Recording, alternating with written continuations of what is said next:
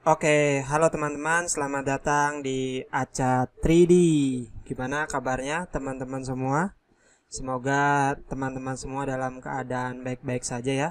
Di tengah situasi seperti sekarang ada pandemi COVID, kami berharap teman-teman tetap stay safe.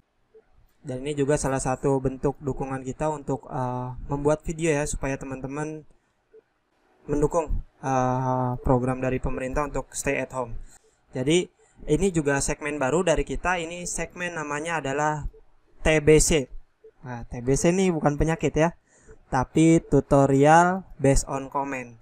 Nah, di sini kita akan coba buatin tutorial khusus buat kamu yang udah komen ataupun menghubungi kita ya, lewat WhatsApp ataupun lewat email. Nah, ini ada satu pertanyaan dari teman kita. Kita coba baca bareng-bareng ya. Ini video selanjutnya dia request intersection Pak. Wah, ini saya agak bingung nih. Intersectionnya apa yang dimaksud? Maksudnya bikin pipa ini katanya. 3 sumbu XYZ. Nah, saya minta contoh gambarnya nih. Nah, gambarnya ini. Nah, ini udah bisa. Wah, ternyata ini kata dia dulu dibuat sama Pak Kamal. Oh. Ya. Jadi dulu ini dibuatin katanya, bukan dia yang buat. Dia bisa cuman swap blends doang. Cara intersectionnya masih bingung. Nah, ini saya coba gali lagi nih. Ada gambar 2D-nya nggak? Nggak ada katanya. Adanya di pabrik. Terus dia nanya, ini saya klarifikasi ya. Pokoknya buat pipa ya Pak. Nah, kalau di SolidWorks Inventor ada bukunya. Kalau Creo ada nggak ya?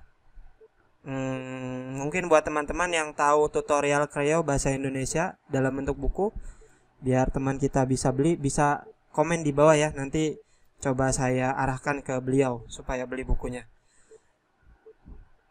Nah, ini dia jawab lagi nih. Pokoknya buat pipa ya. Ya, pokoknya pipa tapi 3 sumbu. Oke, 3 sumbu di copy. Oke, kita akan coba buatkan pipa berdasarkan 3 sumbu. Jadi maksudnya 3 sumbu mungkin 3D sketch ya. Jadi di Creo untuk membuat 3D sketch kita bisa menggunakan bantuan point. Oke. Nah, langsung saja kita masuk ke Creo-nya. Ini kita klik new, jangan lupa untuk menggunakan template part ya. Dan satuannya adalah millimeter newton second. Kalau teman-teman belum tahu caranya mengganti template-nya, bisa lihat tutorial kita yang sebelumnya di segmen bacot ya. Belajar Creo bareng Dwi di episode pertama itu ada cara untuk mengganti template supaya selalu ke millimeter newton second. Walaupun sebenarnya nanti kalau udah terlanjur kita bisa ganti ya. Di sini kita bisa ganti di prepare, kita masuk ke model properties, kita bisa ganti nih satuannya di sini ya. Teman-teman bisa ganti satuannya di situ. Nah, kita langsung saja membuat 3D sketch-nya dulu untuk membuat pipa yang berdasarkan 3 sumbu ya. Biasanya kan kita buat pipa lurus-lurus aja tuh.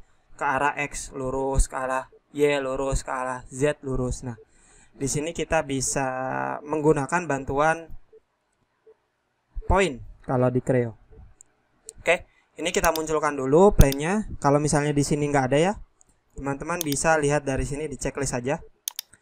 Di sini kita akan coba gunakan tools point tapi dia offset coordinate system. Klik. Kita geser dulu. Di sini reference-nya adalah UCS ini. Oke, kita klik poin yang pertama.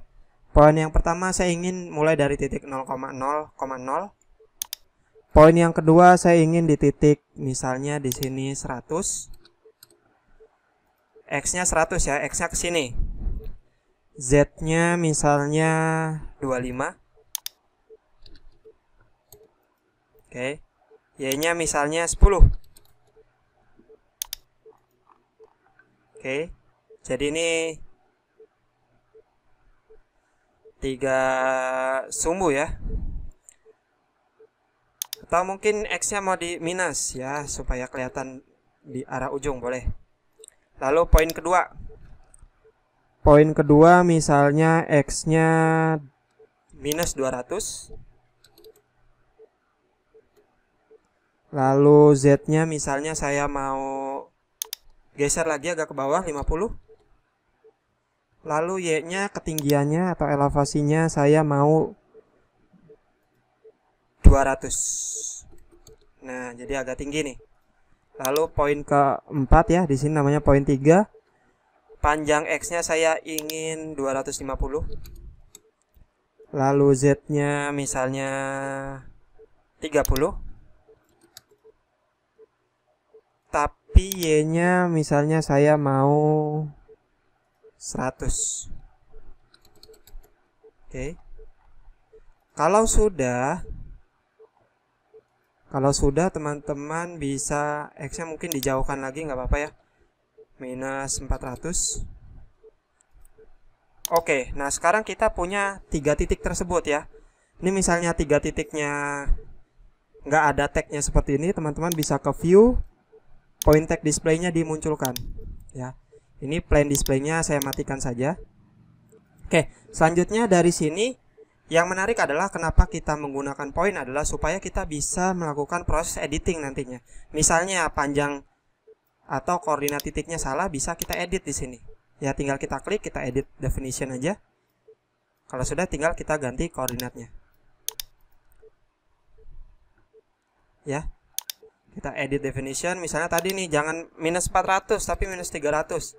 Ini juga bisa kita edit. Oke, selanjutnya kita dari titik ini kita bisa buat curve-nya. Ya. Ya kalau tadi kayak tadi ya, misalnya ribbonnya ke height seperti ini, teman-teman bisa maximize lagi ribbonnya. Oke, sekarang kita masuk ke datum, lalu curve through point. Oke. Nah, di sini di curve through point-nya kita bisa, karena tadi langsung diklik ya. Jadi kalau datum point-nya kita klik, lalu kita curve through point, dia langsung membuat curve dari titik-titik tersebut. Nah, saya ingin satu-satu supaya teman-teman bisa lihat ya bagaimana caranya memilih atau membuat curve-nya.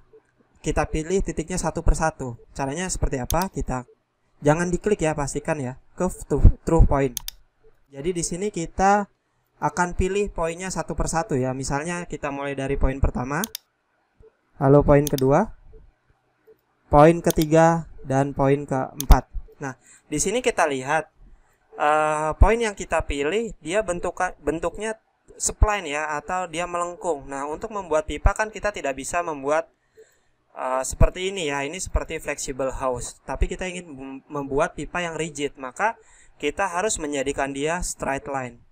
Sebenarnya dari awal kita bisa ganti tipenya menjadi straight line seperti ini. Misalnya kita ganti jadi straight line ya. Ini kita ganti juga jadi straight line. Poin keempatnya juga straight line. Nah, di sini kita bisa lihat biasanya antara pertemuan ya dua buah garis dia ada elbow ya. Nah, di sini kita akan coba buat juga filletnya seperti apa. Misalnya kita ingin membuat fillet di daerah itu. Nah, di sini antara poin kedua menuju poin ketiga kita bisa tambahkan fillet di situ. Ya, misalnya filletnya berapa? Di sini misalnya kita bisa tarik ataupun kita bisa ganti ukurannya 50 ataupun ukuran yang lain misalnya 25. Kita kembalikan 50, itu bisa dilakukan. Dan di poin ketiga menuju poin keempat, misalnya kita ingin membuat fillet, kita bisa add fillet. Seperti tadi ya, bisa kita ganti ataupun kita uncheck. Misalnya tidak perlu kita tambah fillet ya. Jadi dengan Creo kita bisa dengan mudah melakukan proses editing. Kenapa? Karena parameternya sudah jelas. Dan ini Creo adalah software bisa dibilang mungkin kakek buyutnya software parametrik ya. Jadi kalau kita lihat di sini untuk melakukan proses editing berdasarkan parameter-parameter yang sudah kita tentukan sebelumnya itu sangat mudah. Oke, misalnya kita sudah ya path-nya atau jalurnya seperti ini. Nah, kalau sudah kita bisa oke. Nah, kalau path-nya sudah kita buat, langkah selanjutnya adalah kita tinggal buat swipe-nya ya. Nah, di sini yang tadi saya bilang ya, kalau kita melakukan proses editing itu dengan mudah bisa kita lakukan. Misalnya titiknya ingin kita rubah. Di poin ketiga misalnya mau kita ganti menjadi 500. Oke. Maka dengan mudah dan secara otomatis dia akan mengganti posisi dari titik tersebut dan secara langsung juga merubah bentuk dari garisnya ya, posisi dari garisnya juga akan berubah. Oke, selanjutnya kita buat swipe saja. Kita klik swipe, lalu kita pilih alurnya seperti ini, lalu kita buat sketchnya. Nah, sketchnya dari titik ini ya. Mungkin buat teman-teman yang belum pernah menggunakan tool swipe, kita ulangi ya. Jadi saya cancel, saya ulangi ya. Misalnya dari sini kita klik swipe, kita pilih pad-nya terlebih dahulu, lalu kita lihat di sini ada panah berwarna ungu. Kalau panah warna ungu saya klik, maka nanti sketchnya akan mulai dari sini ya. Kita membuat profilnya di sini. Nah, tapi saya ingin membuat profilnya dari titik awal saja. Nah, ini kalau sudah, saya tinggal buat sketchnya di sini. Nah, ini titik 0,0-nya sudah jelas ya di sini. Lihat, kalau sudah sketch view lagi supaya lebih jelas. Nah, ini kita tinggal buat pipanya saja. Klik. Nah, ini kita ganti misalnya diameternya 50. Ini kita geser ke benar ya, keluar ya. Oh, ke dalam, ini ke dalam. Ini yang 50 sudah betul. Nah, ini kalau kita ingin ganti ketebalannya, bukan berdasarkan inner diameter. Kita tinggal klik dimension, pilih 2 buah lingkaran, lalu tekan sekali scroll yang ada pada keyboard. Seperti ini. Misalnya tebalnya hanya 4 mili. Dan ini misalnya diameternya OD-nya 40. Kita bisa oke. Nah, lihat. Maka sudah terbentuk pipanya. Ctrl D ya, isometrik. Titiknya saya hilangkan. Nah, misalnya saya mau ganti tadi ya. Ini jangan 500 tapi 300 saja.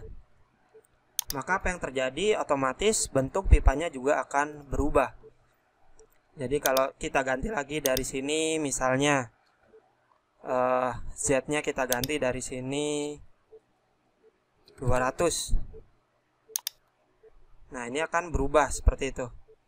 Jadi dengan mudah kita bisa melakukan proses editing, dan mudah-mudahan video ini sesuai yang dimaksud oleh teman kita yang tadi bertanya. Nah, buat teman-teman yang ingin merequest ya video tutorial selanjutnya mau tentang apa, silakan komen di bawah sini ya. Komen di sini di bawah, jangan lupa. Ataupun bisa WhatsApp dan email saya. Saya taruh nomor telepon dan alamat email di deskripsi. Oke. Jangan lupa juga untuk like, share, and subscribe. Terakhir, nyalain tombol loncengnya ya. Sampai jumpa di tutorial selanjutnya.